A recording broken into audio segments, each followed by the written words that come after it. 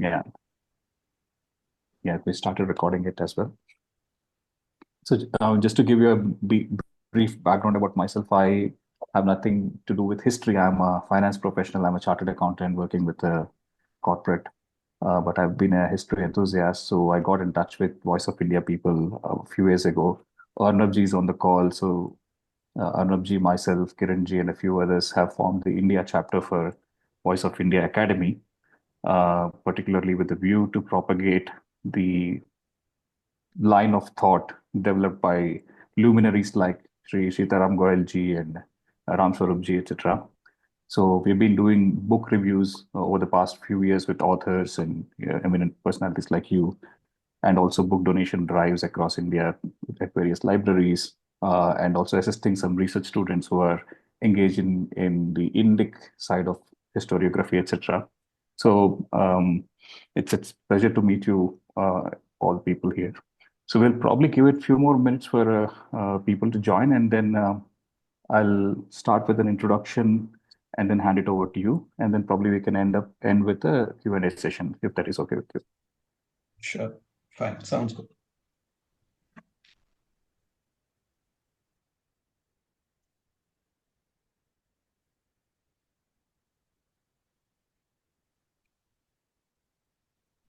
Abhijit ji is saying he's a big fan of you, Mr. Pramod ji. So it's a compliment to Thank you. you. Thank you, Yeah, Abhijit. yeah. Oh,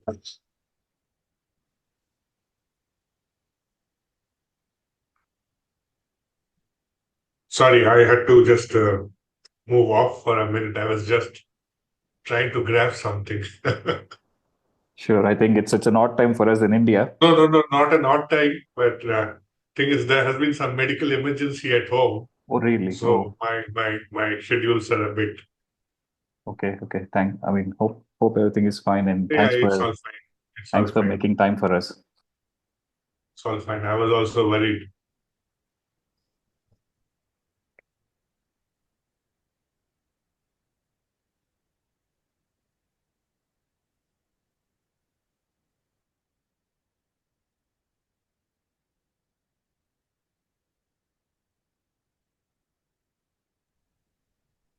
Is there a WhatsApp group for VOI? Yes, we do have. I'll ask Bishwajit ji to share. So we are getting some comments on the chat, so I'm addressing them. I'll ask Bishwajit ji to share the links.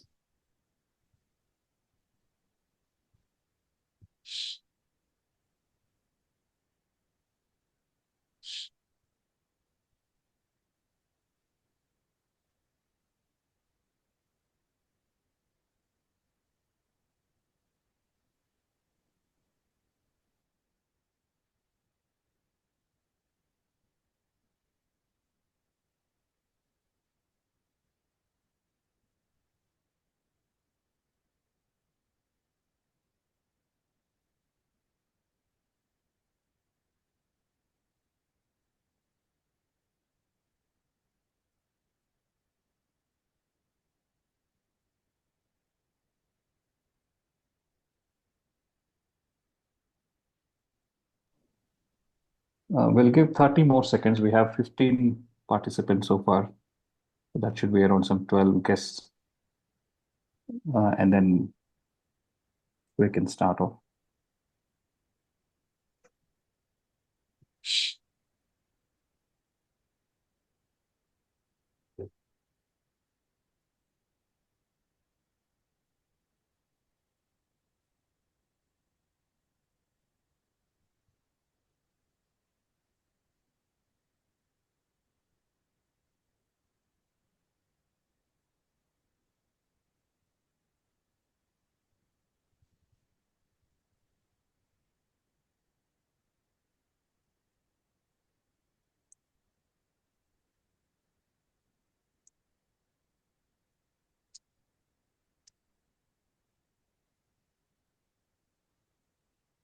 All right. Very good evening, everyone. Uh, Welcome to Voice of India Academy's book review of William Dalrymple's The Golden Road. My name is Lakshmi Prasad. I've been a volunteer with Voice of India Academy for the past few years. I'm a finance professional finance professional who is interested in history. And we have with us eminent authors, Shri Prabal Roy Chaudhary ji and Shri M. Pramod Kumar ji with us, who have critically evaluated Dalrymple's new book, which is Golden Road, and are here to present us their views on the book and a review of the same.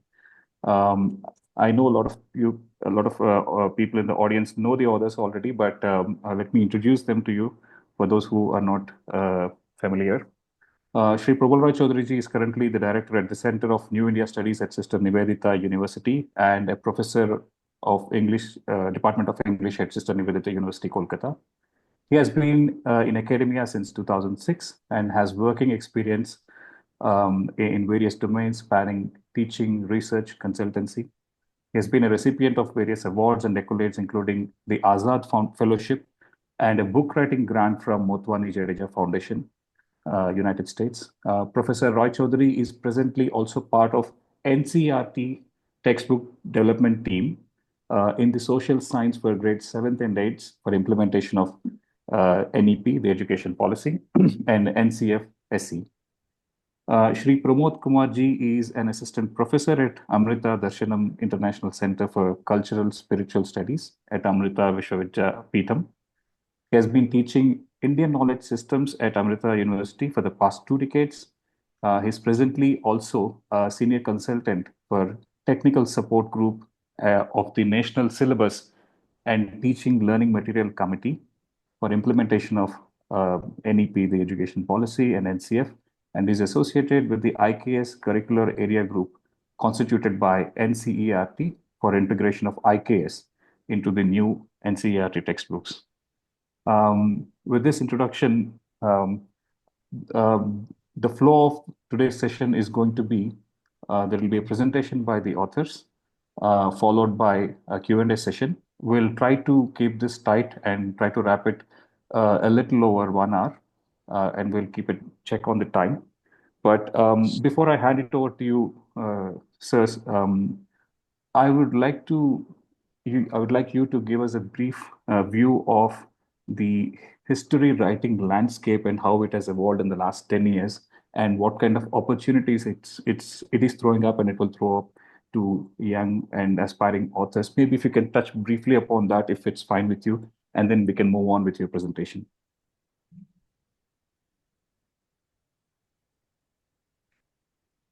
Prabal, you want to go first? Pramod sir, maybe you can go and I will follow.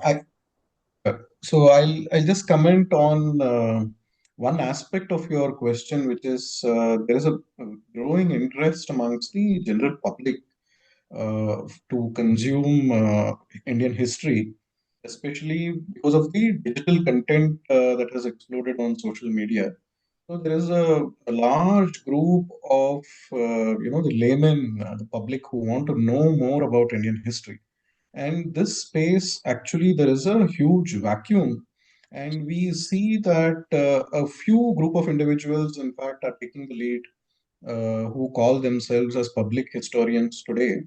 And they have been publishing many books, popular books on Indian history, including the one that we are reviewing today and its author.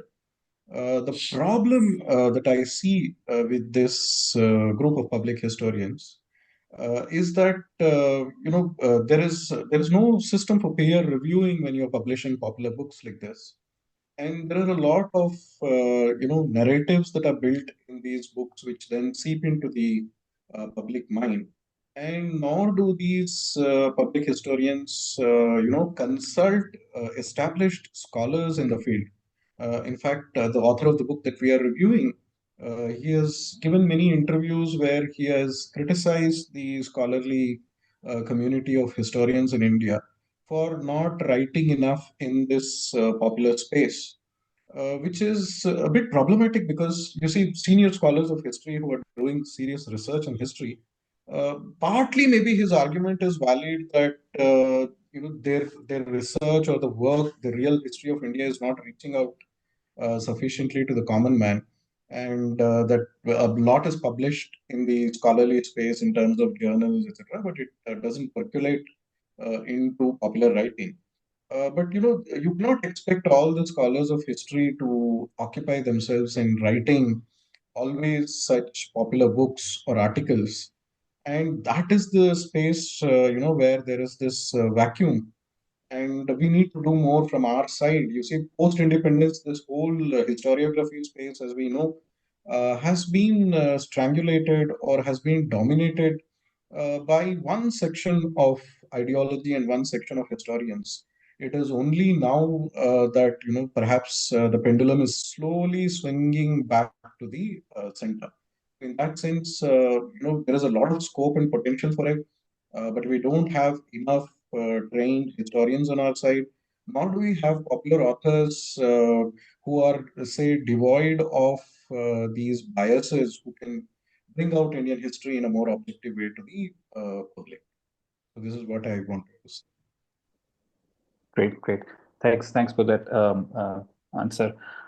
Maybe I think you'll address this coming question in your presentation, in the course of your presentation, but we would like to really understand what compelled an author like William Dalrymple, who made a career eulogizing Mughals and Nizams and his own white ancestors, to write a book on pre-Mughal or pre-Muslim India, highlighting India's contribution to the world. Probably, I think that's one of the topics that you're going to anyway address in your presentation. Biswajit ji, can we put up the presentation, please?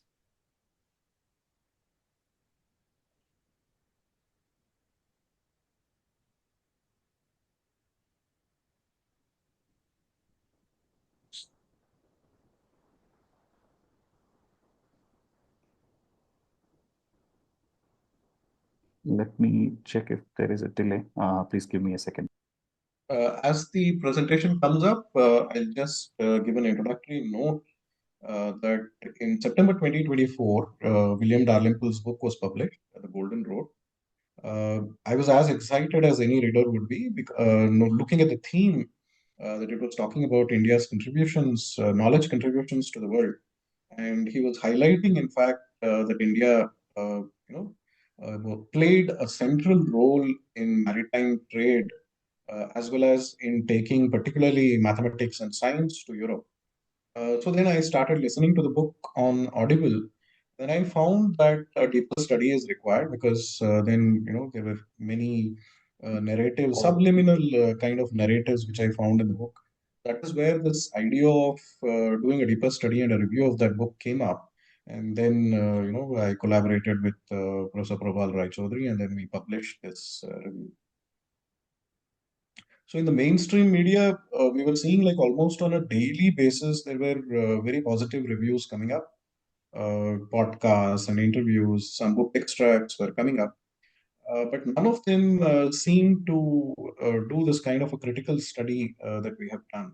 So that space was, we felt that there should be a deeper debate on all the issues that the book raises, the questions that the book raises. So this is the background to the review that I wanted to share.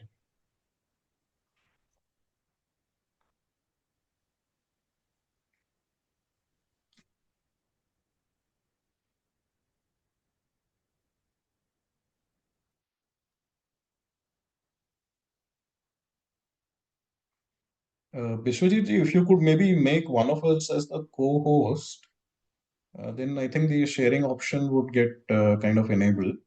If you're having any difficulty in sharing the PPT.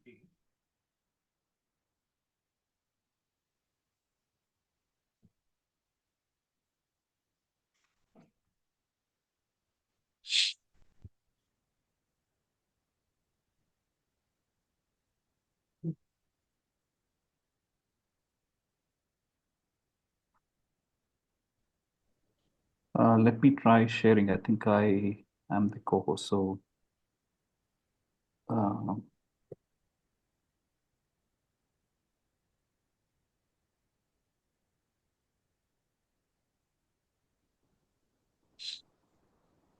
no, I don't have.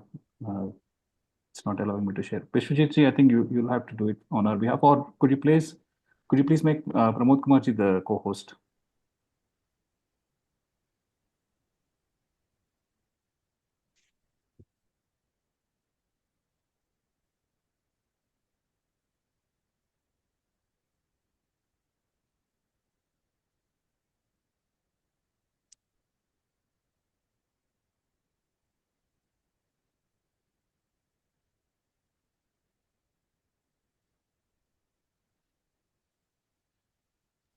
Apologies for the technical delay. I think Vishwajit ji will make you the co-host now. You should be able to share in a minute. Sure.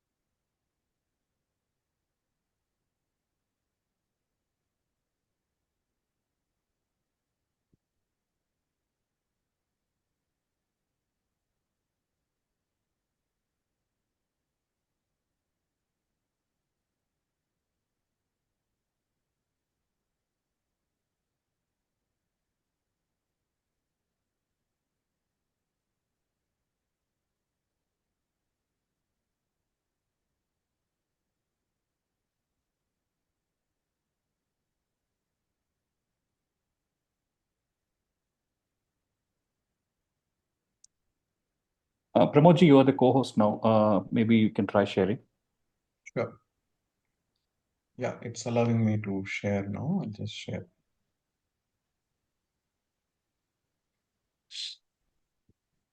Are you able to see the screen now? Not yet, but I think It's coming. Yeah, Yeah, now we we can can see. Yes.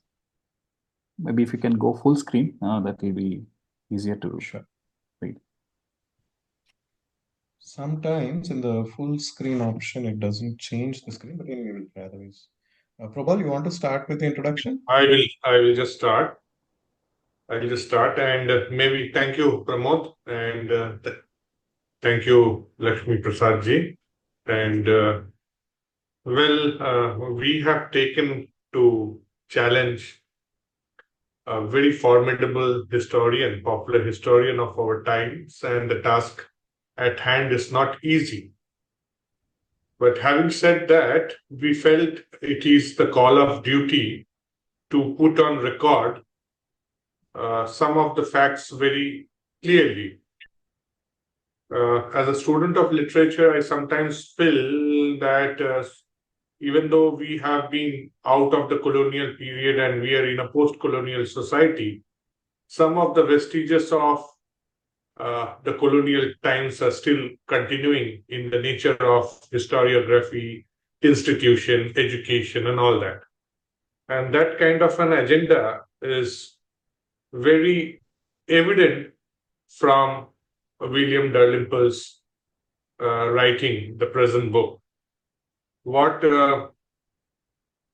is of great curiosity is his sudden jump from his main vocation of highlighting the Mughals down to from the medieval trope to the ancient Indian history. Okay, this is something that perhaps the author himself could elucidate.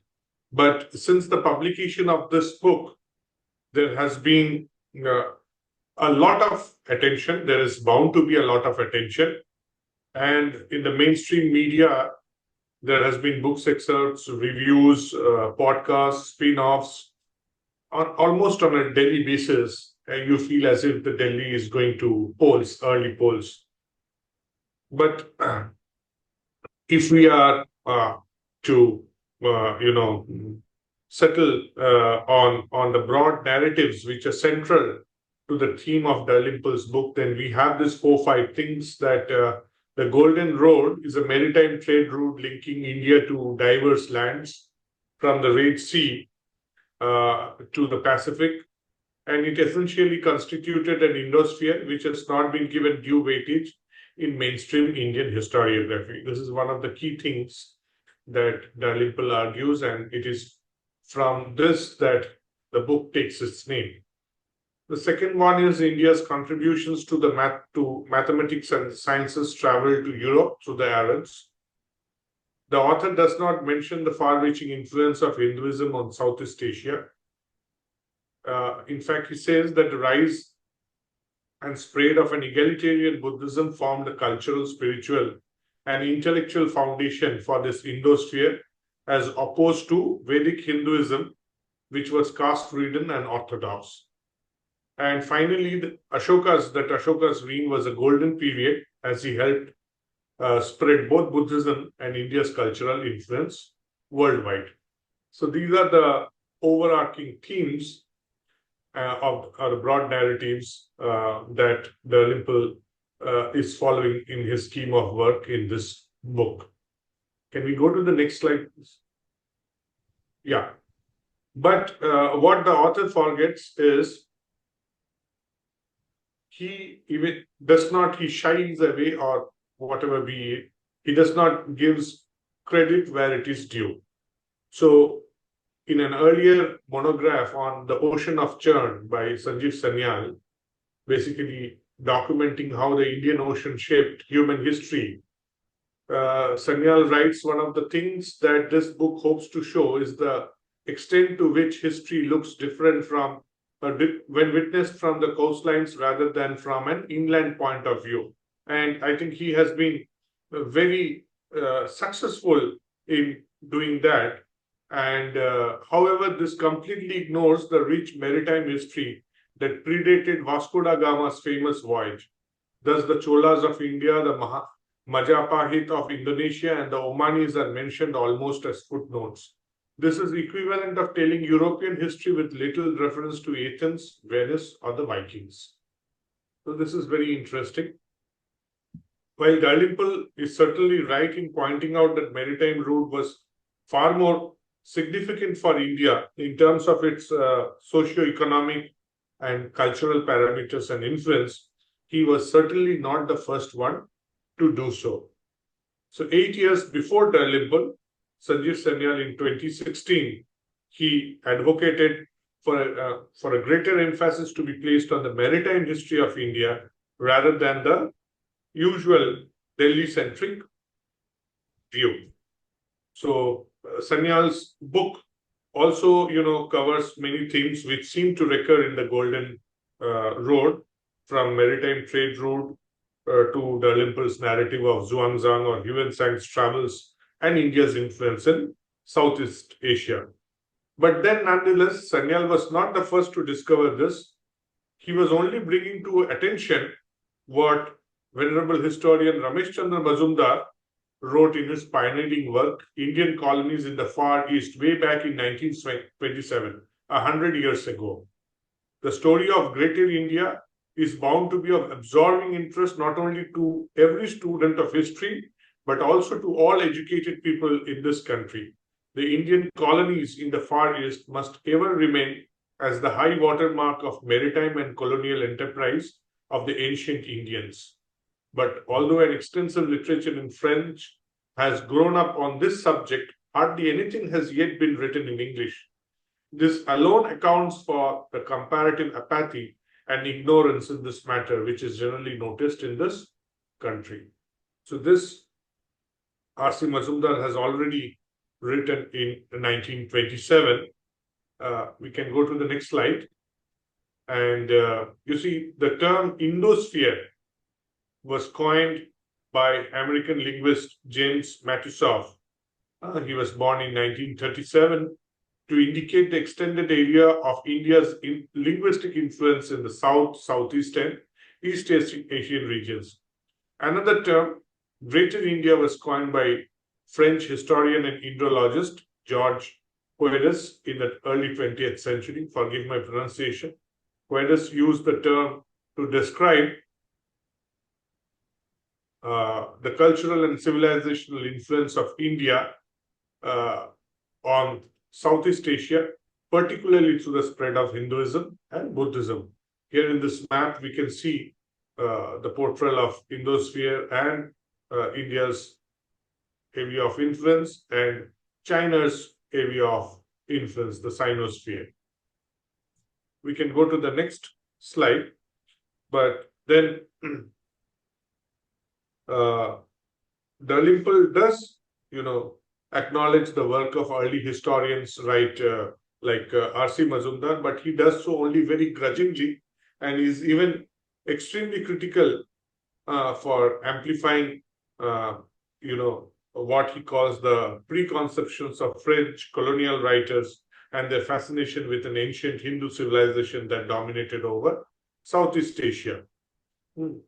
So this is something very critical, which we should hold to our understanding.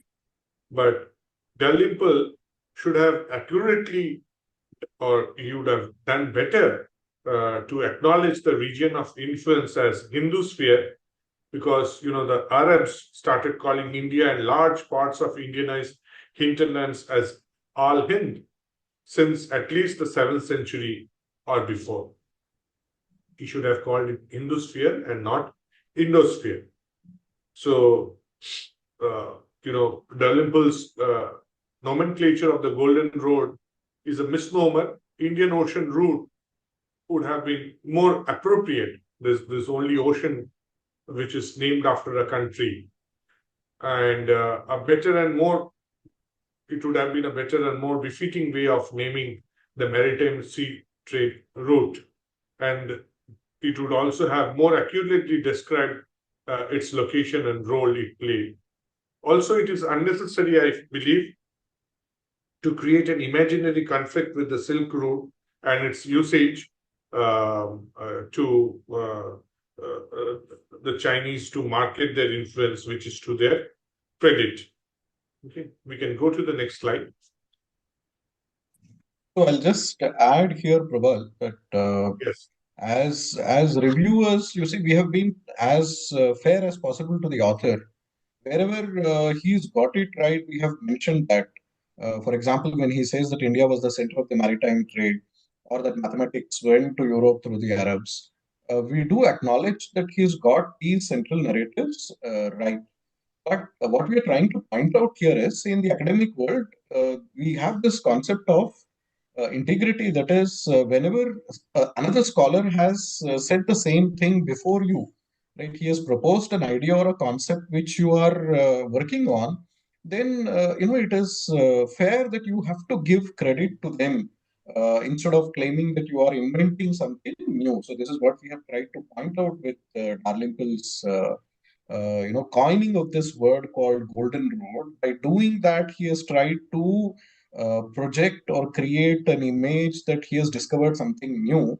But what we are trying to show is that many scholars, including R.C. Majumdar, Sanjeev Sanyal, etc., have already pointed out that India was at the center of this maritime trade, and it was also the core from which all the knowledge traditions, particularly maths, astronomy, science, etc., went to Europe. In fact, Sanjeev Sanyal points out that Indian Ocean perhaps is the only ocean that is named after a country like India, which in itself shows the kind of influence that this region had in the ancient world. So, with this, we come to the second important central narrative of Dalrymple's book, which is about what is popularly today called as India's knowledge traditions or Indian knowledge systems, IKS as they are called. So he dedicates a whole chapter to this transfer of knowledge from India through the Arabs to Europe. So he particularly highlights this mathematician called Fibonacci and this Emperor Frederick, who takes a lot of interest in his work.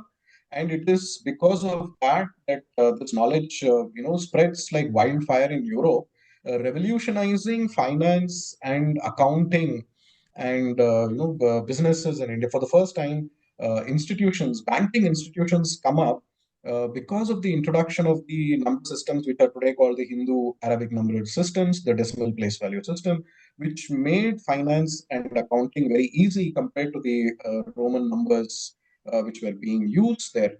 But even in this, as I said, there are always subliminal narratives in Dalrymple's work which deserve our attention. For example, when he is talking about Aryabhata, he's comparing Aryabhata to another mathematician called Chajaka, who is supposed to be the author of a very famous manuscript on mathematics, which is called the Portrayal manuscript, dated to somewhere around the 4th century of the Common Era. And in this comparison, Dalrymple is saying that Chajaka was a metal worker working near a Buddhist monastery in today's Pakistan, Afghanistan areas.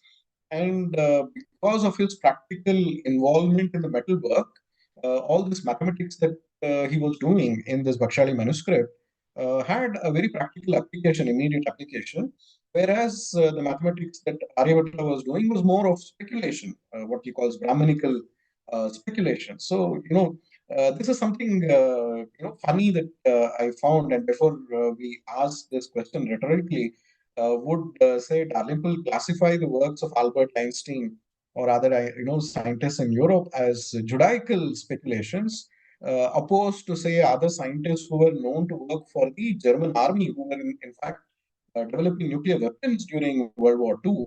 Would he consider such scientists to be more practical than, say, Einstein, who was in principle, let's say, opposed to the creation of the atom bomb, etc.? So this kind of distinctions are unnecessary. He meanders away, though he gets the initial theme right that from India, this knowledge of mathematics is going, but he does not give sufficient weightage to it or focus to it, possibly because you see he has ignored the scholarship that is available today. A lot of work has been done in this area of Indian knowledge systems today. There are very good established scholars in India who have worked on India's contributions to mathematics and astronomy. And maybe if he had consulted them, he could have avoided doing some of the glaring errors which come out in his work. So, two errors which I am pointing out here in this presentation is one is related to Aryabhata's calculation of the sidereal year, where he claims that Aryabhata got it right to 7 decimal places. But we know from the works of these scholars that Aryabhata actually got it right only to 2 decimal places. So there are exaggerations like this. Also, he claims that Aryabhata was the first one to give us what is called the Fibonacci sequence. He's saying that Aryabhata already wrote the sequence in the 6th century. But it was not Aryabhata in the 6th century. It was this mathematician called Virahanta. And therefore, this sequence, which we call Fibonacci sequence today, has been renamed as the Virahanta, number sequence. So he was also around 6th century CE. So this is another glaring error that you find in Dalrymple's book. The third one is about Brahmagupta, who was a great genius mathematician astronomer who gave us the notion of negative numbers and who comes up with this process called bhavana for solving indeterminate equations in mathematics. So algebra develops mainly with Brahmagupta. The operations of zero, addition, multiplication, division by zero, all these notions are explained by Brahmagupta. So again, he is claiming that Brahmagupta had become the head of the observatory at Ujjain, but he is not giving any source about where he is getting this data from. So he also misses the points. What he could have highlighted in this chapter, where he is talking about India's contribution to mathematics, is that these mathematicians, particularly Aryabhata, Brahmagupta, uh, their contribution lies in systematizing most of the arithmetical operations which are used even today. And there lies the, so to say, the crowning glory of their contributions to mathematics, because modern science and mathematics as we know it today would not exist but for the contributions of Aryabhata, Bhaskara, and Brahmagupta. So this he completely, misses out, and he focuses only on Fibonacci's work and the way it influenced the banking and accounting in Europe. And he also does not point out, why this, though he says that from 12th century onwards, there was a clear decline in India of these knowledge traditions. What was flourishing suddenly seems to decay and decline. But he, fails to mention that partly it was because of the political turmoil, because of the invasions, Mughal, Turkic invasions that India was seeing, that led to the decline of this rich tradition of science that existed in India, and also the transmission of these texts to other parts of India was also halted or it declined because of this political turmoil. So these are the two main narratives that we have debated in our review. And then we go on to some of the other narratives, though these are side narratives, I would say, secondary narratives in the book. But nevertheless, from a Hindu point of view, the way he portrays Hindu society, Hindu culture, and Hindu religion leaves a lot to be desired. These are basically, if you look at it, you see a lot of colonial stereotypes. He goes by the old, outdated version of history that we read in the British, writing historiography of India. So he pitches Buddhism against Hinduism in the beginning chapters, where he is building this narrative that Buddhism was primarily responsible for the spread of knowledge, because Buddhism was a missionary religion, and therefore that it spread to the ends of the world. And along with it, it took some of these rudimentary elements of science with it. And in order to build this narrative, as I said, he's pitching it against Hinduism, and he portrays the Vedic society as a made of nomadic tribal society, where it was full of mass slaughter of animals, blood sacrifices, and the caste hierarchy, etc. So these are, as you know, these are the typical colonial stereotypes that you find in the colonial historiography of India. So, writing in 2024, 2025, we would expect somebody like the author William Dalrymple to, fact check some of these things and not to, lend credence to such negative stereotypes of Hinduism, because it becomes very problematic, because these stereotypes essentially are used. In fact, they can be very dangerous because they are used to run down the Hindu community and the Hindu religion. In fact, even as we are doing this presentation, you would all be seeing that the BAPS temple in Sacramento has been vandalized by these Khalistani groups in the US. So, in all such attacks that happen, you will see that these attacks are always preceded by the demonization of the community or the society. So, this demonization, catches because of such popular literature like this Golden Road, where these kind of narratives or biases are given a lot of credence to. When somebody, a popular historian like Dalrymple, is writing it and he's lending credence to these stereotypes, then it becomes problematic. So we have quoted from some very original scholars who've done work on Buddhism, like Rice Davids, who says that a large number of Hindus, Brahmins, in fact, took interest in the Buddhist philosophy. And he goes on to say that, in fact, Gautama, that is Buddha, was born and brought up and lived and died as a Hindu. So, in the view of the traditional scholars, you see this dichotomy between Hinduism, Buddhism, Jainism, etc., never existed, which these public historians are creating today to build their own narratives. In fact, even as we are talking yesterday, I was watching a talk of Dr. Meenakshi Jain, who is a very respected historian, and she is giving us archaeological data to show that there are many ancient archaeological sites where you will find Hindu temples along with Buddhist viharas, Buddhist monasteries, and Jain temples coexisting together for hundreds of years before the British period. So, where is this conflict between Buddhism and Hinduism? I mean, as Dalrymple is claiming in his book, that there was always a kind of a competition, a very tense competition between Buddhism and Hinduism, and that Hinduism finally won in most of India, and that Buddhism lost. So this is, we would say, a kind of fake narrative that has been given a lot of importance in the book. A corollary of that is the glorification of Ashoka that you find in Dalrymple's book, portraying Ashoka as one of the most remarkable figures of Indian history, as a great statesman who had this image of being a ahimsavadi, and that he converted to Buddhism and gave up violence, etc., and that he created a kind of a golden era, of statecraft and Buddhism, which went hand in glove with each other. And it is because of Ashoka's missionary zeal that he sent these Buddhist monks all over the world to spread Buddhism, and that this became the vehicle or the instrument for taking other knowledge traditions like science and mathematics also to all over the world.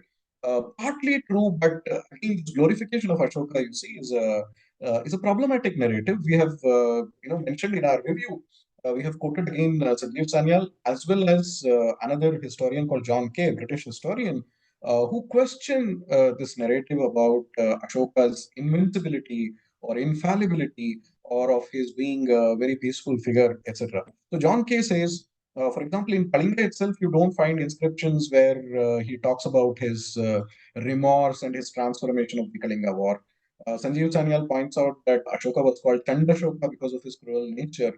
He kills most of his own brothers to ascend to the throne. And long after the Kalinga War, he will go on to continue this violence against, for example, this sect called the Ajivakas. He exterminates this entire sect of Ajivakas. It is a very violent kind of character that is actually that emerges from historical evidence that we have. And Sanjeev Sanyal, in fact, goes on to say that many of these inscriptions which have become famous, Ashoka's stone edicts, etc., were a kind of a politician's way of whitewashing his own image. When he found that his image had become taken a beating because of his violent acts, these edicts, etc., were a way of whitewashing his image and boasting about the good work that he was doing, and that it has to be taken with a pinch of salt. So we are saying that the author should have debated some of these narratives and not simply given a one-sided view. So he does mention in the end notes that he mentions Sanjeev Sanyal's disagreement with this portrayal of Ashoka, but he says that he's going with the conventional view, which is Patrick Oliville's, based on Patrick Oliville's biography, which he says is the widely accepted as authoritative. So that is what we have tried to question, that these issues need to be should have been debated, and it's kind of a lopsided narrative need not have been given credence to in the book. So the third such subliminal narrative that you find, which is very problematic, is this promotion of Saint Thomas's visit to India somewhere around 52 CE, and that he was martyred, that he was brutally murdered by the Brahmins of South India in 68 of the Common Era in South India. In fact, in the place which is called Mylapore, where there used to be a very famous Shiva temple, the Mylapore Kapalishwara temple, there stands today a church called the Saint Home Church. And the justification given for this is this murder of Saint Thomas, etc. So this is, a long debunked story, and in fact, this book was, I think, one of the Voice of India publications written by Ishwar Sharan, called The Myth of Saint Thomas in the Mylapore Shiva Temple, where he debunks this whole mythical story of Saint Thomas coming to India, where many scholars like Conrad L. etc., have shown that this person who is being called Thomas was in fact just a trader, and there is no clear link that he was one of the disciples of Christ, the direct disciples of Christ who had come to India. And not only that, Conrad Elst, in the introduction to the book, clearly says that there is an error where they have used this word for a spear, and it has been distorted or wrongly translated and linked to the word Brahma and Brahmins to attribute this murder, to impute this murder, so alleged murder of Saint Thomas to the Brahmins. So this was, this whole debate was settled almost 30, 40 years ago. And it is really surprising, disappointing that Dalrymple rakes up these old, outdated notions of Saint Thomas coming to India, etc. I don't think there are even the mainstream Christian scholars who will accept, in fact, this version of Saint Thomas coming to India, etc. I have never come across any mainstream historian giving credence to this ridiculous theory of Saint Thomas being murdered by Brahmins in South India, etc. So, in fact, if the central narrative of the book is to talk about India's maritime trade and India's knowledge transmission from India to Arab to Europe, then why does he have to spend so much of time and space devoted to this narrative? So this is where it becomes problematic. Then the next issue that we have seen is with the decline of Nalanda University, where he disputes the destruction of Nalanda University uh, during or somewhere around Bhaktiar Khilji's time. So his claim is based on a paper that was published in the Indian History Congress, and also an article written by one of other public historians called Anirudh Kaniseti in the print. So we have shown that earlier archaeologists, scholars who have shown, that is Hirananda Shastri, etc., has shown that excavations at Nalanda have, revealed clear evidence of, damage, structural damage, layers of ash, signs of burning. And this is all correlated or triangulated to the time of Bhaktiar Khilji's invention, because the inscriptions around that time show a clear, abrupt decline in Nalanda. So this is, I'll just he does break not in give. for a minute, Pramod sir. I'll just break in Yes, for a minute. In fact, I had sure. the opportunity to visit Nalanda University and also go to the ruins of Nalanda, the ancient Nalanda, sometime in October last year. And once you visit the archaeologically excavated site of the ancient Nalanda, you are haunted by the site. There is that destruction has happened is very visible from the ruins that you see. The bricks are burned by fire. There has been signs of destruction, and in the 1 square kilometer area, there are enough and more signs of destruction. And then there is another thing is that if you look at the picture here, which is given, one of the stupas at Nalanda, then you will see that various imperial dynasties and the kings of India at that time, whether it is the great Guptas, Harshavardhana, or the Palas, and later even the Senas, they have contributed to building the Nalanda. This is testified by the use of different types of bricks and mortars. So, had Nalanda been in a dying phase, it is left to wonder why would the Palas and later the Senas would contribute in such a big manner into building the university at their own times. So these questions are there. Archaeological questions are there. Archaeohistorical questions are there. Yes, Pramodji, please continue. Thank you, Prabha. So, in fact, since we are talking about this, I'll just mention that we are working on a review of another public historian's book, Manu Pillai's book on gods and missionaries, which will possibly be, hopefully, be published soon. In fact, going through the works of these public historians, the impression that I get is 4 or 5 of them have become like a cartel, and they keep supporting each other's views. They keep kind of patting each other's backs. So Dalrymple will quote Canicity will quote Manupille will quote somebody else. And this is how this narrative building is done. They will go around giving interviews, saying that the other person has published this article. Based on that article, I am writing a book. I am quoting him in this book. But the mainstream scholarship, you see, established scholars, archaeologists who have done solid work on the ground, their views are not being given the weightage that it is due, nor are they being consulted in the process. So, this kind of narrative is what we see coming out because of this bias. But one place I think where we have to commend Dalrymple for being honest, for being objective in his description, given his background, as Prabal was mentioning, of glorifying the Mughal rulers, etc., is where he talks about the destruction of the libraries and the manuscripts at Odantapura and Vikramashila. This is, I think, one of the most touching, so to say, in the book. Very open, frank statements that he makes, where he says that the loss of the collected manuscripts and the books of these great institutions of learning ranks as a civilizational catastrophe on par with the burning of the Library of Alexandria. A large-scale desecration of Hindu, Jain, and Buddhist monuments continued across India during the 13th and the 14th centuries. Several of the early Turkic sultans were energetic iconoclasts and made a point of building their mosques from the rubble of destroyed temples, in some of which can still be seen the defaced sculptures of their Hindu and Jain predecessors. So, you see, we have been very fair wherever he's got it right, and wherever he's being fair and objective, we are also pointing that out. But as reviewers, it is also our duty to point out where there is a bias or a distortion or an inaccuracy or a lopsided narrative that is coming up in the book. So this is also an answer possibly to your question, Lakshmi Prasad, which you were asking at the beginning, as to why Dalrymple is suddenly taking interest, in this ancient history of India.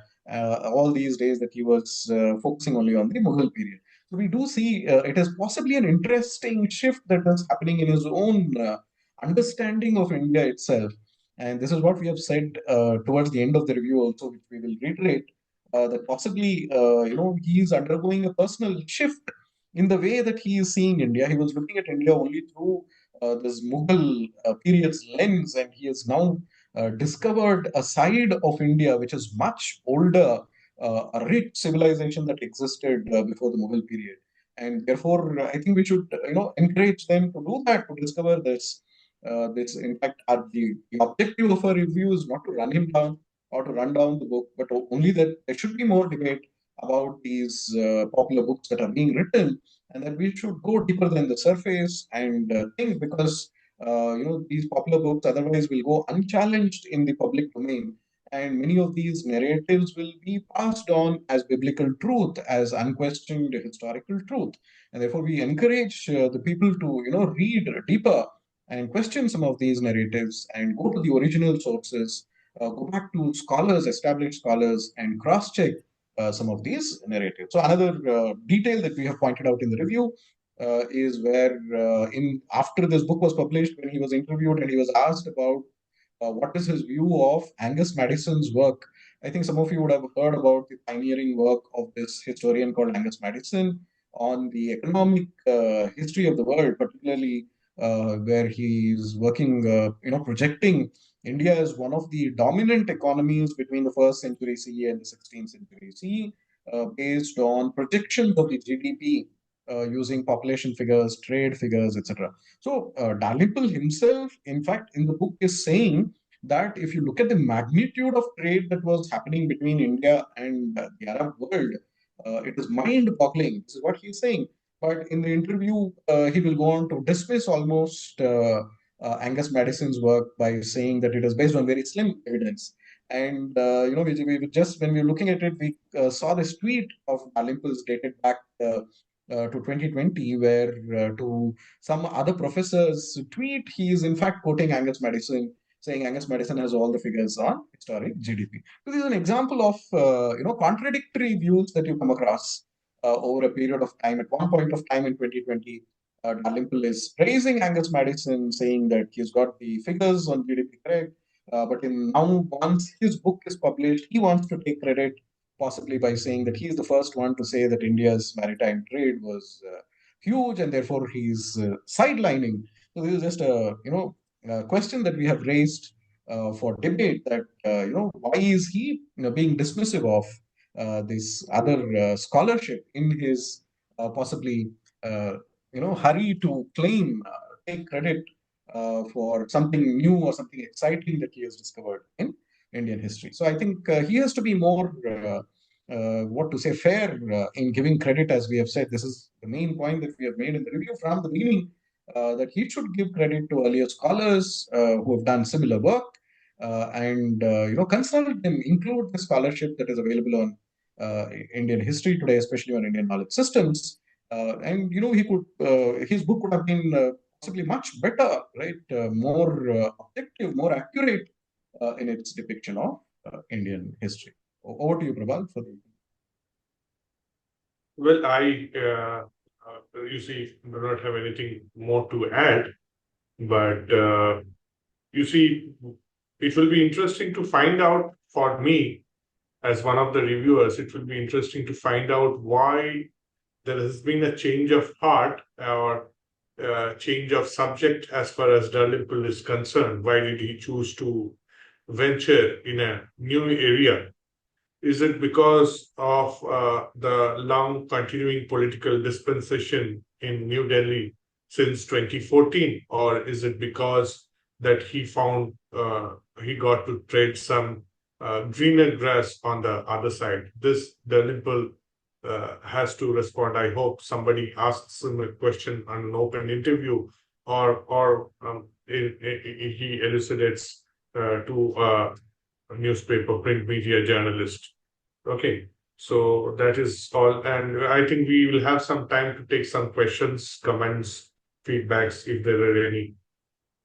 So, in conclusion, in fact, we have said that Dalrymple is trying to position himself as a post-colonial historian, and saying that the colonial period, kind of led to the decline of India's knowledge contributions. But essentially, if you look at the sub-narratives in his book, most of them are colonial narratives. So this is the contradiction that we have tried to point out. The second contradiction that we have tried to show is that I think there's some conflict, a personal conflict that he is going through between his, say, penchant for the Ganga Jamuni Tehzeeb and the left liberal narrative, and the activism that he has been involved in the cancel culture that he has been involved in, as we all know, which was, we didn't want to go into that because many others have already pointed it out. But this conflict he will have to overcome. He'll have to overcome these prejudices and biases, and then perhaps the future books that he will write about India will be far more, objective, far more balanced, and accurate in their description of. Thank you. I'm Thank not you. quite very sure whether there is a like post-colonial society in India so far, as long as we continue with the vestiges of the colonial institutions left behind by the British, including the law books and everything. Okay, just mere change of names or change of nomenclatures will not help us much. That would be my take also. Yeah, Sunilji, yes, Dalrymple has realized the market potential. What was very interesting for me as a reviewer was to, or as an observer, was to see the kind of reception he got from the center of right and the rightist institutions after he came up with this book. They kind of rolled out red carpets for him, or whatever color carpets for him, and invited him in spite of knowing his earlier antecedents. That was kind of very interesting how many of our institutions still fall for narratives coming out from the white other, if I can put it that way. Though Dalrymple might argue saying that he is as good an Indian like many of us, since he's staying in India for a very long time. Yeah. And I think he also claims some Indian blood. He says one of his ancestors was Indian. So thanks for the very interesting presentation, Pramodji and Prabalji. I've taken a few notes, so I'll try to make a few remarks, which come from my own experience dealing with these topics, and then I'll open up to the audience for questions. Angus Madison's estimates of India's GDP versus the world GDP and how it declined during British rule. Unfortunately, Dalrymple is not the first one to denounce it. I work in the finance field. I'm an investment banker, and some of my colleagues from the New York, when I met them, who are PhDs from important universities like Johns Hopkins, etc., have denounced it as well, saying that these are exaggerations. So there is a bias in the Western community, and probably Dalrymple is pandering to that. St. Thomas's legend, as you rightly pointed out, Dr. Conrad Elst and others have written very clearly that Thomas never reached India. He was probably somewhere in southern Iran where he was murdered by the local chiefs, and a simple mistaking of the language led to this Brahminical legend. And I think Roy Moxham, a British historian, I was reading his book called Theft of India, where he mentioned that it is Albuquerque, a Portuguese navigator who came to India after Vasco da Gama, was the first one to actually create this legend of Thomas reaching India. So before 1680s or something, no one ever spoke about Thomas in India. Nalanda, again, as you pointed out, I was had the opportunity of interacting and interviewing Professor K.K. Mohammed, and he very categorically said that it was due to Bakhtiyar Khilji and the Turkic invasions that Nalanda saw a radical decline, or probably didn't exist after that. So another narrative that Dalrymple, it's surprising that it's difficult to um, think that Dalrymple is ignorant of this um, topic being discussed by people like Dr. K.K. Mohammed already, that he didn't even mention it. Ashoka's non-violence, again, a lot of people have written, and Konrad Elst has written about this as well in the past, and where I think some of them have also tried to analyze the Ashokan edicts, where Ashoka doesn't mention about his transformation and you know conversion to Buddhism in edicts that he's made in Orissa. But in Orissa, he only talks about the violent repression that he has done to the people there, whereas the all the nice edicts were in the west of India. So kind of some kind of a political game going on there. What is very troublesome to me, I mean, when I watched Dalrymple's interviews, a couple of them, and I was actually quite thrilled that, he has taken a pro-India stance and pro Desi stance, if I may call so. But then after listening to your presentation, it feels like probably Dalrymple is propping up Buddha and Ashoka as the new Aurangzeb that, historians like Audrey Trush have tried to glorify in the past, and someone has mentioned that in the comment as well. So with this, I'll open up to questions. We have Arnabji raising hand. Arnabji, please go ahead with your question. Right. So wonderful criticism. I also read the article at Swarajya magazine. So my belief is that I think there was a video of Dalrymple where he says that this Indian knowledge system or the Indian history has to be resurrected from the Indian historians, the right-wing historians. So this is his attempt. So what I feel, going back to Lakshmiji's question, that why has he suddenly taken interest? For not ever a moment I thought he was pro-India. He is, as you are all hinting at, he wants to set the narrative for India. So no longer you can ignore them. Previously it was stonewalling, ignoring such views.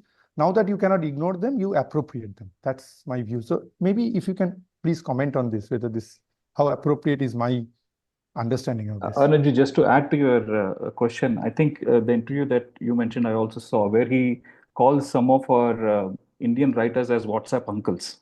Yes, and yes. he does that in a British podcast, not in an Indian podcast. I think that's something of note. Yeah. So yeah. So that is the reason why, in fact, I took this theme of WhatsApp history, because he was constantly ridiculing and passing sarcastic comments, saying that what passes off in India is largely WhatsApp history. But when you look at his book, you see how is that different from what he's calling as WhatsApp history, right?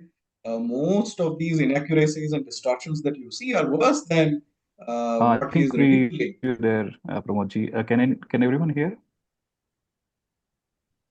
Yeah, we can hear. Yeah, we can Okay. hear. We can hear him. Oh, sure. Maybe it's me. Sorry.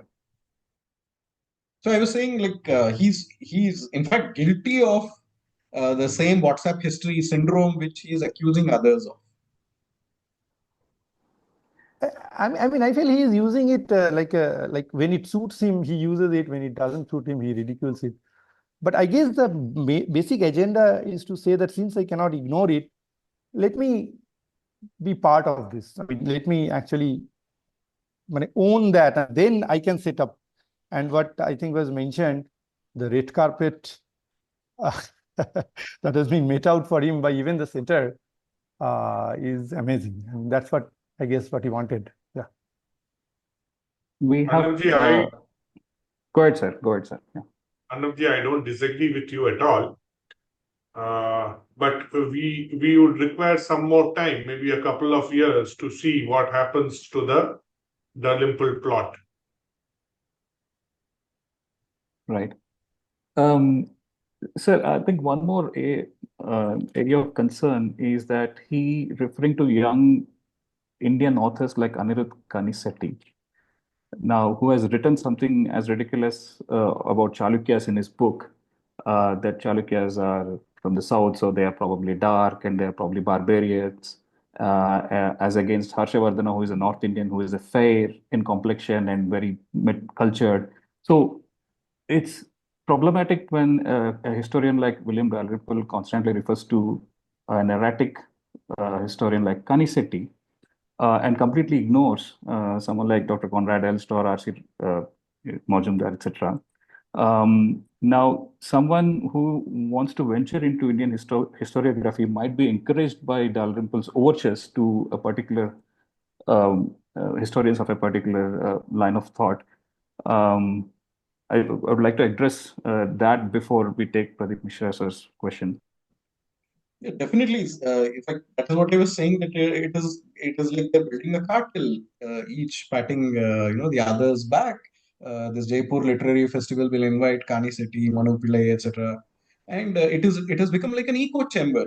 They keep on echoing the same views, supporting views, and the critical views will be sidelined, ignored, ridiculed as WhatsApp history. This very clearly, this pattern is there. It is a very concerning pattern.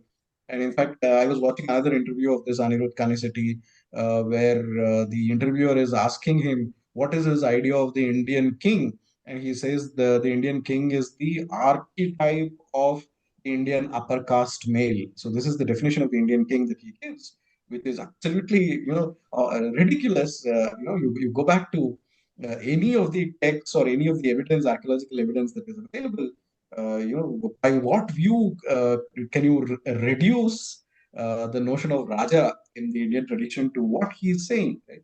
So, as I said, this is completely divorced from mainstream scholarship. Right? This is not. I would say that even a trained historian would not dare to make this kind of extreme statements which they are making, and they're getting away with it. That is the problem, that today nobody in the mainstream media seems to have the either the scholarship or the knowledge to ask them the right questions in these literary festivals, etc. And their views are just passed off as the mainstream history. Absolutely. And coming to Kanisetti, it's absolutely ridiculous that he makes such a claim. Coming from Andhra, we know in the past 1,000 years we haven't had a Kshatriya ruling Andhra. It was only the Chaturtha Varna who ruled, and we have glorious empires of the fourth Varna. And something, I would like to confront him with. But Pradeep Mishra ji, please go ahead with your question. Oh, yeah. So here actually is my observation. And the observation is these guys use, Buddhists and Buddhism or Ashok to dilute the contribution of Hindus or the Vedic culture in our history. So that is a strategy that take away the contributions of Hindus in the development of Hindustan, and that is the strategy they use. Second thing which I will say, that there is not much literature being written by Hindus for the history of Hindustan. That is, one big concern. What happens, internet or the libraries are just flooded with, these people's writings, and we don't see much writings from Hindu writers or historians. So that is, a situation which worries, because when you look at the books, out of 100 books, you're finding 99 written by these guys. And so people start assuming that whatever they are writing is the truth about the Hinduism or Hindustan. Thank you. Absolutely. We have to agree with you on that. In fact, in the review also, we have highlighted that this pattern has been there long before Dalrymple. Dalrymple is only using it, this driving a wedge between Buddhism, Jainism, and Hinduism.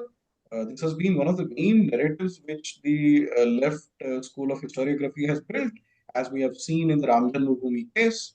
That whenever we have tried to reclaim any sites like Ram Janmabhoomi, they will come up with this theory that there have been hundreds of Buddhist and Jain temples which have been demolished and destroyed by Hindus, and therefore, what about that, right? So, always, this setting up of Buddhism as an egalitarian religion, which oppose the caste hierarchy of Hinduism, and therefore, it is a model kind of religion which can be projected to the West.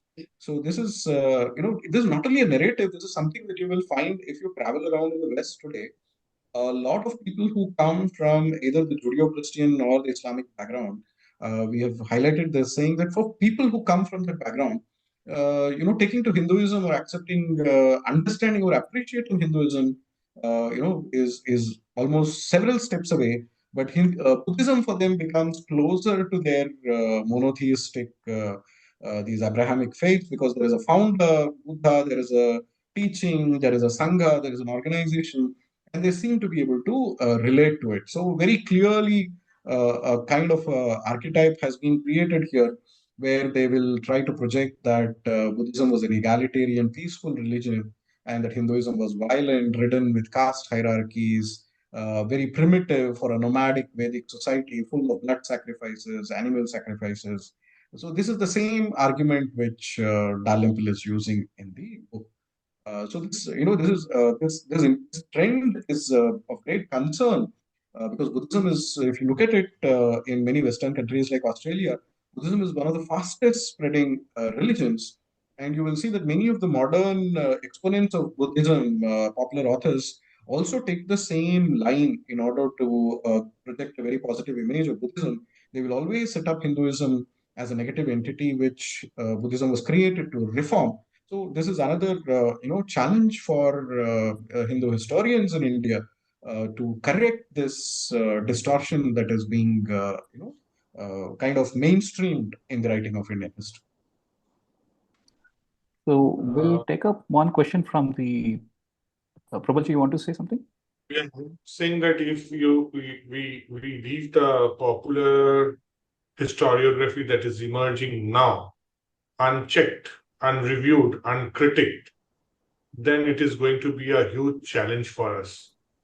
In the new scheme of things, with the proliferation of things digital, people have, a lot of new interests and history which has not been that kind of,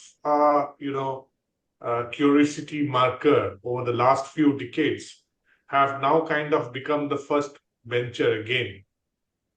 Given the way you can use history, given the way you can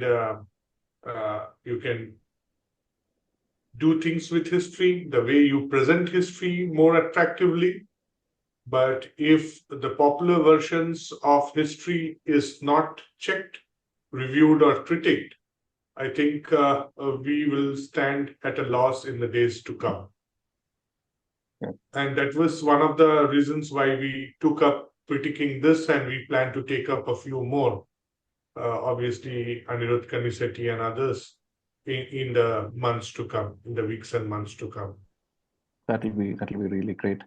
Sunil Kumarji, I see you have raised your hand, but please hold on for a minute. I have a question from the chat room, which I would like to pose to the authors. Piyush Pandeyji is saying, I attended the recent IHAR seminar at National Library, where I had the opportunity to see and listen to Prabalji. I would like to know the current progress of maritime research in West Bengal, which was mentioned that day as having been initiated by IHAR. This is a question to you, sir. Well, I am not part of formally or informally of the IHAR, so I'll not be able to comment on that. But to the best of my understanding, I don't think anything, I have replied to that, I don't think anything credible has taken shape so far yet. Okay.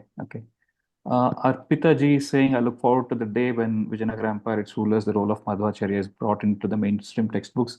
Arpita ji, I would like to point to a website called madhvahistory.com. I can probably share the link. You'll have a lot of information about Vijayanagara Empire and the role of Madhvacharya. So hopefully that will help you. Sunil ji, thanks for being patient. Go ahead with your question. Yeah, thank you, sir. Yeah, my question is, as in with all this discourse, how do you think practically, as in the mindscape, the current contemporary generation mindscape can be influenced? Say, I'll give you my example. I studied in a British university many years back, and I quoted Dalrymple, who's kind of like a patron saint of the Indian literary fest genre, and he's not that well known in Britain. As in the British university guys were not that aware of him, and I've seen him writing in the Guardian, etc., which is a typical left-wing mouthpiece, and it as in panders to the same exotic archetypes of India. And I recently I wrote a research paper where I got the great opportunity to meet Dr. Elst, who's actually in academia, he was probably ostracized because of his, say, Indic narrative. I'd not say pro-Hindu because if you read him thoroughly, he criticizes uh, Hinduism and Hindus as well for times when they're not uh, so logical or rational.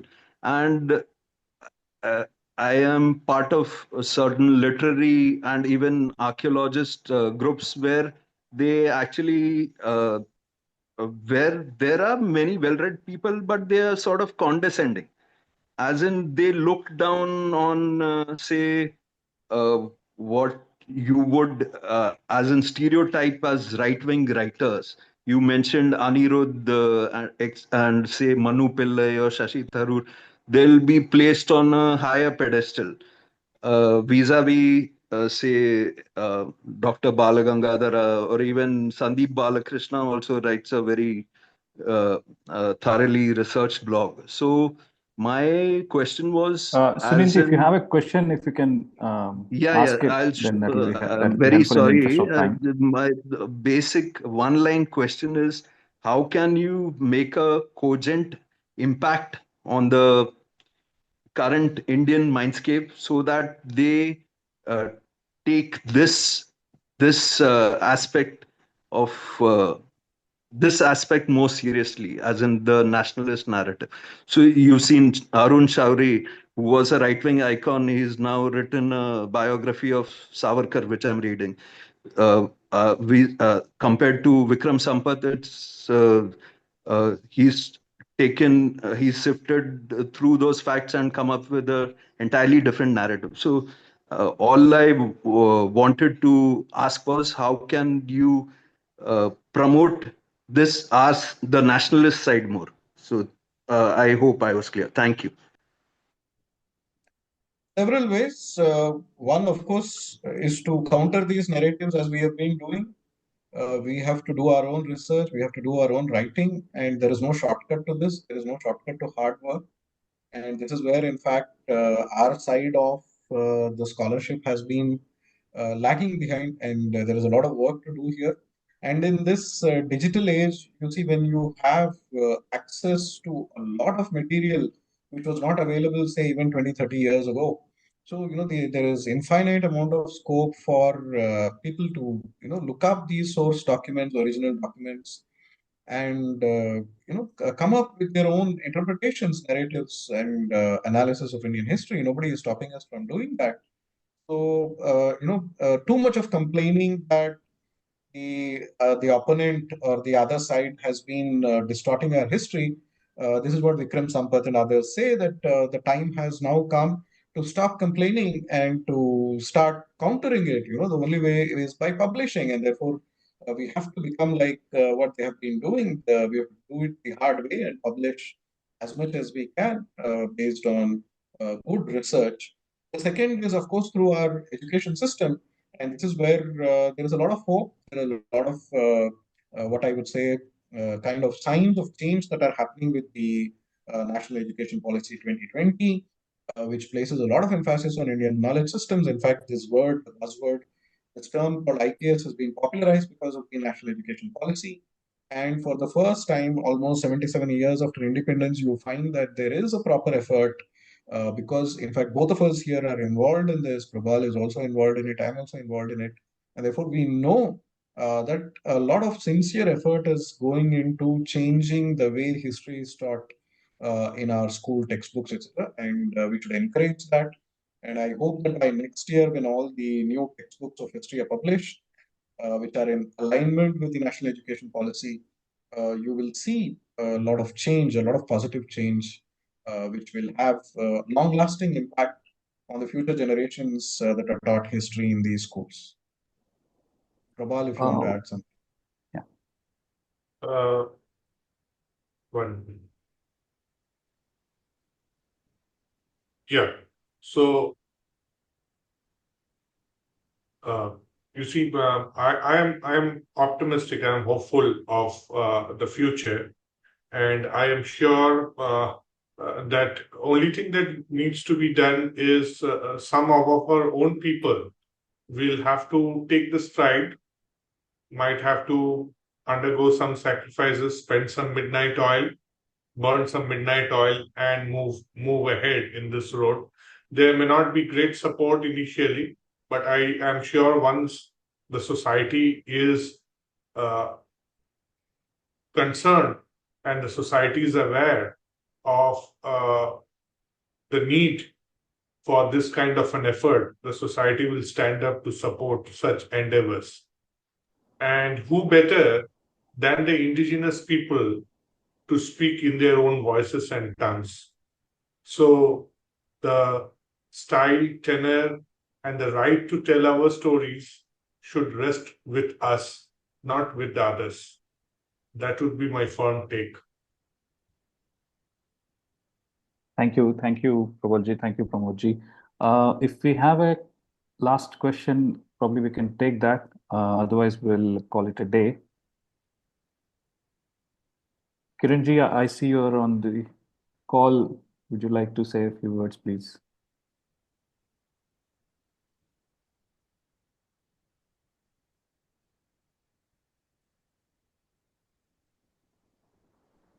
Okay, maybe I'll ask the question myself.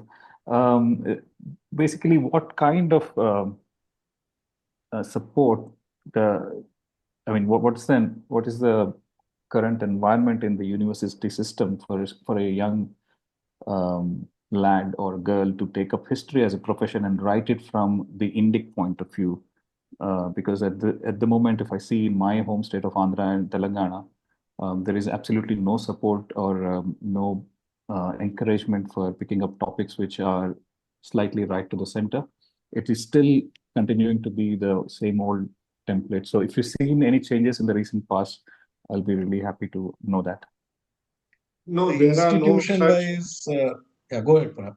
Yeah, go ahead. No, there are no such things. What Pramod sir was also saying at the level of the institutions. Okay, the institutions and the scholars associated, mainstream scholars associated with the institutions, they still follow the established models, the models that used to be in our times and your times. Okay, so there is no much scope, no much support, no much empathy for anybody who is wanting to do a center of right kind of a thing or work on a new thing. Okay, so that is something that you will have to take up either post your PhD when you are on your own, financially independent, something like that. You will have to take it up on your own, as we have taken it up. But I was really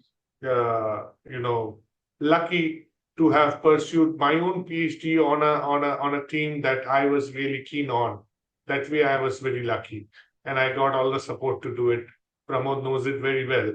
So our university system was very different, and it was perhaps one of those few one or two university systems in the country which would come up and support this kind of a work.